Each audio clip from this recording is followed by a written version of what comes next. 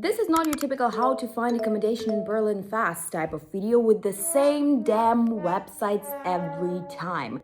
Emo Scout. This is a more unconventional approach on how I found an apartment in Berlin. Some of you might find it very useful, some might write an angry comment or two about this not being realistic, but let's start from the beginning. I didn't live in Berlin all the time after I moved to Germany. Actually, for 3 years I lived in a smallish city, Mönchengladbach in NRW, North Rhine-Westphalia, close to Düsseldorf and Cologne, and there I lived in a dormitory. So I have a student job and I'm finishing university and I get a permanent offer from that job and they want me to relocate to Berlin for the Berlin office. Therefore, obviously I need to find something in Berlin in like August, September. Mind you, I made the final decision to move to Berlin in like April. So I have May, June, July, and somewhere in August, September, I should already move. This is not enough to find place in Berlin normally, like the ideal place where you want to be. And so in this limited period of time, I need to find something where I can live, where I want to live, and I need to do it online from the other side of Germany with no apartment visits or anything. Now, if you know eBay Kleinanzeigen, for example, they have some good, I would say rather affordable options, but the concept there is that private people put on their apartments onto that website. You don't need any ridiculous subscriptions like with ImmoScout, but you mostly have to visit the place to make sure that this is not a scam, and also for the owner, because they are a private owner, they're not a corporation, they really want to trust the person they are subletting their place to. And so for me, being on the other side of Germany, this wasn't really an option. So I was looking not for private people, but for renting company that I could trust. Housing options I was considering: a 1-bedroom apartment fully to myself, not a shared apartment. I didn't want to live in a WG. I mean, I lived for 3 years in a dorm without my private bathroom or kitchen or shower. And that was, that was enough for 3 years, I also didn't really want studios because, I don't know, if you cook in the same room, then it's giving me again this small dorm room vibes. I wanted something a bit bigger. And another more unconventional option I was considering was co-living. And now you're gonna be like, okay, co-living, then it's like a glorified WG. Yes, it is sort of a glorified shared living, but so I am pretty active on Instagram and I was invited to a co-living space in Aachen, shout out to Poha House, to do like a review of what it's like to live there, do a little ad for them. And they put me in like a private apartment in this co-living space. So you live in your own apartment, you have your own amenities. Of course, they have also options where people live together. But in my specific case, it was a private apartment for like 2 nights. But in this co-living, you have shared spaces, shared kitchens. You have your own kitchen, but also shared kitchens where you can meet people, you can create a community. And I feel like as an immigrant, as someone who lives abroad, as someone who studies abroad, especially when you just moved to a new city, this is such an amazing option to basically be around others, not be so secluded in yourself and this loneliness and homesickness and keep spiraling in your mind, but instead, oh, there are people here. I have a community right away where I live. But I was only willing to do this if I had also my private space. It would be honestly a win-win moving to a new city, Berlin, where I don't know that many people, having my own private amenities and a community. That's like, I don't know, all stars checked. However, Poha House is only present in Aachen and Münster, not in Berlin. Very sad. But I did find some other options in Berlin I was sort of considering. This is not sponsored. Lifehacks. House of Co.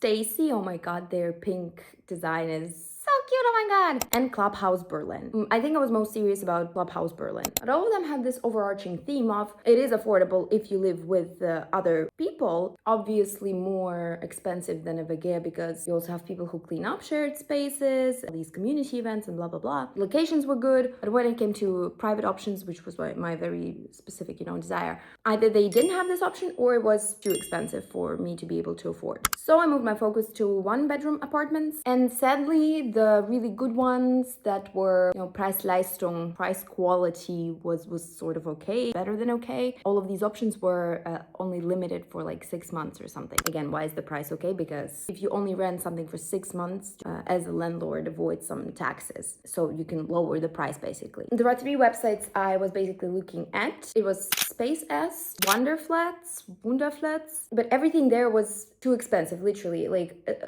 again, I'm not looking at a studio, but even studios were like, yeah, some of them were unlimited, but then, come on, to pay over 1,000 euros for 20 square meters studio or something, like, dude, be serious. Like be serious. And so the final holy grail of websites that I found and that really helped me, and this is the apartment where I'm sitting right now, was an Italian company called Case a Berlino. They rent mostly one-bedroom apartments, 6 months max, fully furnished, and relatively okay with the prices, like 800 to 1,000 per month. And this is for like 40 square meters and more, you know? It's not 20 square meters in a freaking studio. So this is my holy grail, sort of, that I'm giving you right now. However, my 6 months are ending in like a week. I think basically a month, 2 months after I moved in, I already started looking for something new, because I know this process takes a long time, especially in Berlin. And I was, you know, bringing it up with my colleagues at work, everyone, I don't know, people that I've been meeting who lived in Berlin. I was telling everybody, oh, I'm looking for a place. By the way, if you know anything, tell me. And a lot of them were also looking for somewhere to move. I don't know, either move in with the boyfriend or move out of their current place, find something better, another area, blah, blah, blah.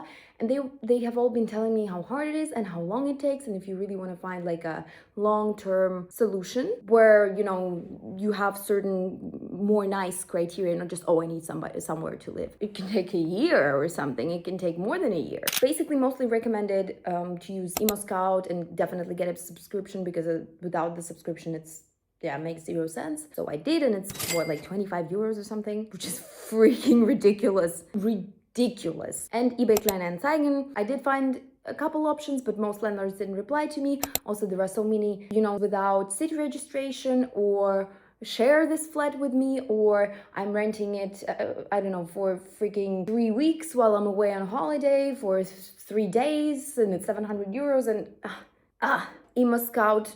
Oh my God, I think I'm the biggest hater in this video of ImmoScout, because not only is the subscription that expensive, but you also, when you want to cancel it, you can cancel it for this month. So I'm like, okay, I found something, I don't need it anymore. And then they keep charging you. The fuck, the hell? And on ImmoScout, all these options that I'm looking for, again, one bedrooms that are not studios, they are severely overpriced, and mostly it's studios that are, once again, severely overpriced.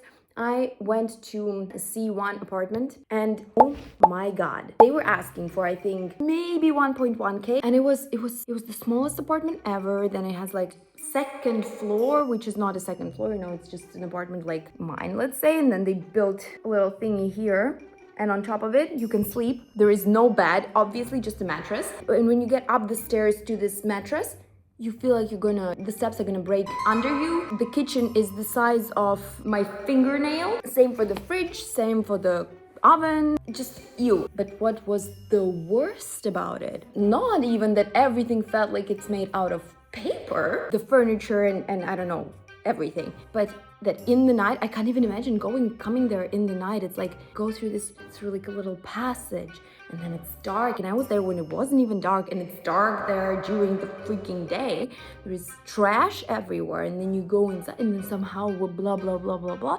And then you end up in this not even cozy apartment where everything is made out of cardboard. Oh my God, I got emotional, sorry. So I gave up on this ImmoScout thing very fast. And I just kept talking to people about the fact that I'm finding something. And luckily, my colleague was moving out of her old place, and guess who's living there now? In like 7 days, I will be living there. Moral of the story, there is no magic solution. So if you are in a pickle about accommodation in Berlin, maybe consider co-living options. If 6 months is an option for you, then Case a Berlino, and just talk about the fact that you're looking for something. You never know who one person can connect you with the other person. These are my suggestions. And if you're curious how I moved across Germany and saved a ton of money because I didn't hire a moving company, or even how I moved right now within Berlin and doing it in a more creative way, I think, than most people do, then please support this video, drop a comment, and I'll see you in the next one. By the way, you can find more hacks about life, study, career in Germany and abroad on my Instagram here, gravity_Tonya. Hope this helps.